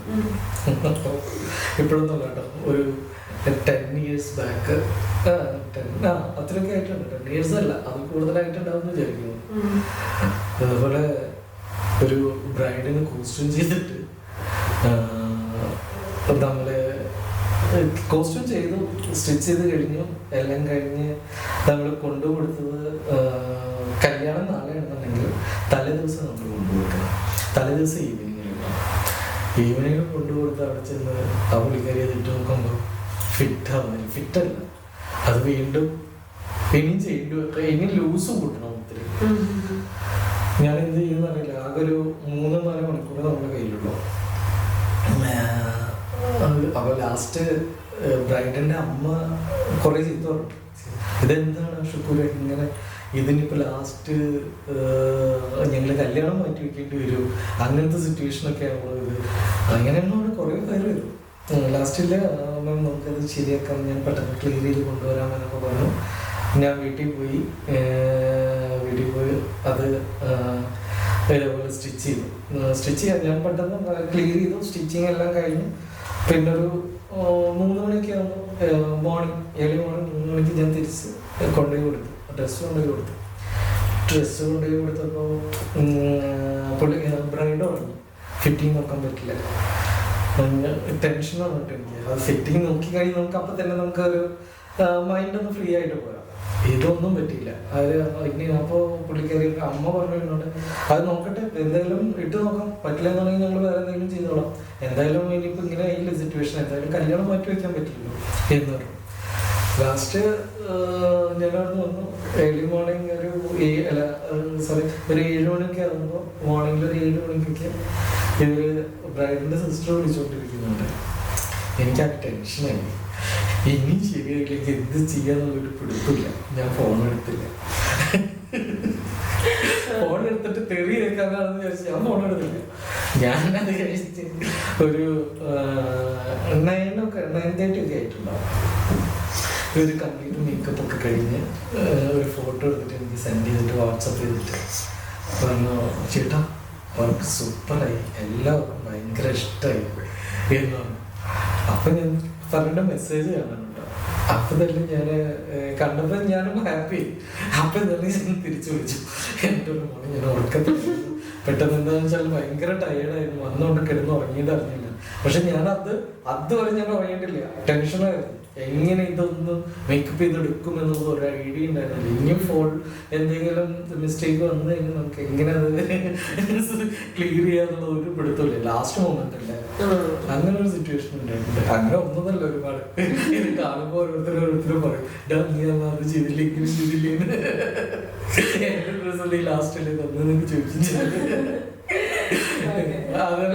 അത് എപ്പോഴും ഉണ്ടാവും. അത് ഞങ്ങൾ ഡിസൈനേഴ്സിന് മാത്രം പറഞ്ഞിട്ടുള്ള ലാസ്റ്റ് മൊമെന്റിൽ കോസ്റ്റ്യൂം കൊണ്ട് കൊടുക്കാൻ, അതെല്ലാം ഡിസൈനേഴ്സാണ്. ഞാൻ മാത്രമാണെന്ന് ഞാൻ വിശ്വസിക്കുന്നില്ല, എല്ലാവരും അങ്ങനെ ആയിരിക്കും. നമ്മുടെ ഇങ്ങനെയുള്ള question answers, serious question answers ഒക്കെ കഴിഞ്ഞതിന് ശേഷം നമ്മൾ അടുത്ത് അവതരിപ്പിക്കാൻ പോകുന്ന item rapid fire. Rapid fire എന്ന് പറയുമ്പോൾ തന്നെ പേടിയാണ്, വളരെ ഈസി ആയിട്ടുള്ള സാധനങ്ങളാണ്.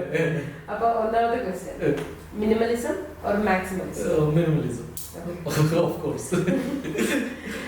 Your design pet peeve? Pet peeve എന്ന് വെച്ച് കഴിഞ്ഞാല് ആക്ച്വലി നമ്മള് റിയലൈസ് ചെയ്യുന്നില്ല, കുറെ ഗേൾസ് ഭയങ്കര മോഡേൺ കോസ്റ്റ്യൂം കണ്ടിട്ട് കുറെ ഗോൾഡ് ഓർണമെന്റ്സ് ഒക്കെ ഇട്ടിട്ട് പോകുന്ന ആ ഒരു സിസ്റ്റം. പക്ഷെ ഞാനൊരു കാര്യം പറയട്ടെ, അയ്യോ ഞാൻ പറഞ്ഞ ശരിയാണെന്ന് പറഞ്ഞാൽ ഞാൻ ജനറലൈസ് ചെയ്യുന്നതാണെന്ന് അറിയില്ല. പക്ഷെ ഞാൻ ഈ ഒരു സാധനം കൂടുതൽ കണ്ടേക്കുന്നത് നോർത്ത് ഇന്ത്യയിലാണ്.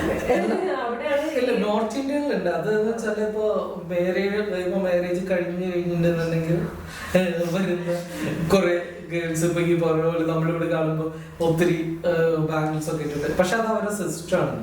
അതല്ലാതെ നല്ല ക്വാളിറ്റിയിലെ കുറെ പേര് ഒത്തിരി താലിമാലൊക്കെ വലുത് സിന്ദൂരൊക്കെ ഇട്ടിട്ട് നമ്മളിവിടെ തന്നെ അതും ആ ഡ്രസ്സും തമ്മില് കാണുമ്പോ നമുക്കൊരു ഭയങ്കര ഒരു ഇത് തോന്നുന്നു. ജീൻസും ടോപ്പൊക്കെ ഇട്ടിട്ട് വലിയ താലി വലിയ സിന്ദൂരൊക്കെ ഇട്ടിട്ട് ഞാൻ എപ്പോഴും ശ്രദ്ധിക്കുന്ന ഒരു കാര്യം. പിന്നെ if your style was a color, what would it be? Always black. ഇത്രയും കളർഫുൾ ആയിട്ടുള്ള ഡ്രസ് ഇട്ടിട്ട് ബ്ലാക്ക്. ഓക്കെ, ഇനി അടുത്തത് comfort or aesthetics? Comfort. One design trend you wish would disappear? Actually അങ്ങനെ ഒരു സംഭവമില്ല. നമ്മളെ ഫാഷൻ എന്ന് പറയുന്നത് റിപ്പീറ്റേഷൻ ആണല്ലോ, അപ്പൊ അതുകൊണ്ട് അങ്ങനെ ഒന്നുമില്ല. ഫാഷൻ എന്ന് പറഞ്ഞാൽ നമ്മളൊരു 10 years ബാക്ക് വന്നൊരു ഫാഷൻ ആയിരിക്കും നമ്മളിപ്പോ ട്രെൻഡ് ആയിട്ട് വരുന്നത്. ഇനിയിപ്പോ ട്രെൻഡ് ആയിട്ട് വരുന്നത് ഇനിയിപ്പോ നെക്സ്റ്റ് ഒരു കുറച്ച് കാലം കഴിഞ്ഞ് കഴിഞ്ഞാൽ ഇപ്പൊ നമ്മൾ അവസാനിപ്പിച്ച ഇപ്പൊ നമ്മളെല്ലാം മാറി കഴിഞ്ഞപ്പോ നമ്മള് ഇപ്പൊ യൂസ് ചെയ്യാത്ത കുറെ ഫാഷൻസ് ഉണ്ട്. നമ്മളിപ്പോ ഒരു 2 years ബാക്ക് ഉണ്ടായിരുന്ന ഫാഷൻസ് ഒക്കെ വീണ്ടും റിപ്പീറ്റേഷൻ ആവും. അപ്പൊ അങ്ങനെ ഫാഷൻ എപ്പോഴും റിപ്പീറ്റേഷൻ, നമുക്കതൊന്ന് കറക്റ്റ് ആയിട്ടൊന്നും പറയാൻ പറ്റില്ല. പണ്ട് നമ്മള് പണ്ടത്തെ ഫാഷനൊക്കെ പണ്ട് ഈ പറഞ്ഞ പോലെ കുറെ പിന്നെ എന്റെ ഒക്കെ ചെറുതൊക്കെ ചേച്ചിമാരൊക്കെ പഫ് സ്ലീവ്സ് ഒക്കെ ഇട്ടിട്ട് വന്നു. അത് പിന്നെ കുറെ കാലം കഴിഞ്ഞിട്ട് പിന്നെ ഓൾഡ് ഫാഷൻ വീണ്ടും വരുന്നു. പിന്നെ അതേപോലെ തന്നെ സ്കിന്നി ജീൻസ് ഒക്കെ ഇപ്പൊ അത് ഔട്ടായി. ഇപ്പൊ പിന്നെ നമ്മള് എല്ലാം ലൂസായി. അപ്പൊ അങ്ങനെയുള്ള കുറെ സംഭവങ്ങൾ. ഇനിയിപ്പോ ഇപ്പൊ ഈ പറഞ്ഞ പോലെ നമ്മള് ബോട്ട് കട്ടൊക്കെ ഒത്തിരി, ഞാനൊക്കെ ഒരു 2010 മുന്നേ 2008-2007 ആ ടൈമിലൊക്കെ ബോട്ട് കട്ട് ഞാൻ യൂസ് ചെയ്തിരുന്നു. പഴയ ഒരു കാലം വീണ്ടും അങ്ങനെ. അപ്പൊ അത് ഫാഷൻ എപ്പോഴും റിപ്പീറ്റേഷൻ. അപ്പൊ അതുകൊണ്ട് നമുക്ക് ഒന്നും കറക്റ്റ് ആയിട്ട് പറയാൻ പറ്റില്ല. If you could design for any celebrity, who would it be? Always Mammootty. Dream അല്ലേ. ജസ്റ്റ് എനിക്ക് ഇതുവരെ ബാക്കിയുള്ള എല്ലാ സെലിബ്രിറ്റീസിനും കണ്ടിട്ടുണ്ട്, ഞാൻ പുള്ളിനെ മാത്രം ഇതുവരെ കണ്ടിട്ടില്ല. ബാക്കി എല്ലാവരും കണ്ടിട്ടുണ്ട്. എല്ലാ സ്റ്റൈലിസ്റ്റും ഡിസൈനേഴ്സിനൊക്കെ ആള് ഭയങ്കര ആളുടെ ഫാഷൻ സെൻസ് തന്നെ വേറെ ലെവലാന്ന് പറയുന്നത് കേട്ടിട്ടുണ്ട്. ഭയങ്കര updated. Yes. Okay, first thing you notice in someone's outfit.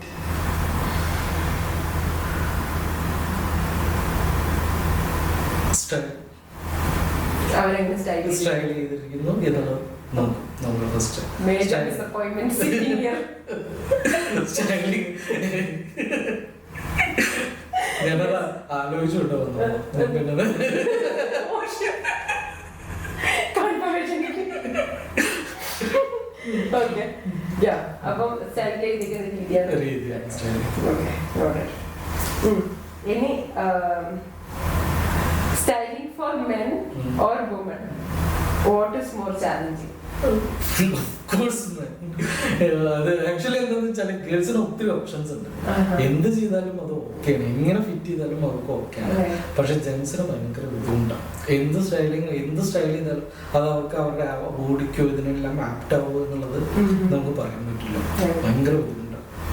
പിന്നെന്ന് വെച്ചാല് ഫാഷൻ വളരെ കുറച്ച് സ്റ്റൈലുകളേ ഉള്ളൂ ജെൻസിന്. പിന്നെ എല്ലാ സ്റ്റൈലുകളും എല്ലാ ബോയ്സും അക്സെപ്റ്റ് ചെയ്യൂല. അതുകൊണ്ട് ഭയങ്കര ബുദ്ധിമുട്ടാണ്. ഇതോടെ നമ്മുടെ റാപ്പിഡ് ഫയറും കഴിഞ്ഞിരിക്കുകയാണ്. Thank you so much. ഇത്രയും സമയം ഭയങ്കര ഇൻഫോർമേറ്റീവ് ആയിട്ടുള്ള ഒരു എപ്പിസോഡായിരുന്നു. കുറെ കാര്യങ്ങൾ പഠിച്ചു, കുറെ ഇൻസൈറ്റ്സ് കിട്ടി ഇൻഡസ്ട്രീനെ കുറിച്ചിട്ട്. സോ വളരെ സന്തോഷം ഇത്രയും സമയം നമ്മുടെ കൂടെ സ്പെൻഡ് ചെയ്തതിൽ. എങ്ങനെയാ all the best for your future endeavours. അപ്പം താങ്ക് യു സോ മച്ച്.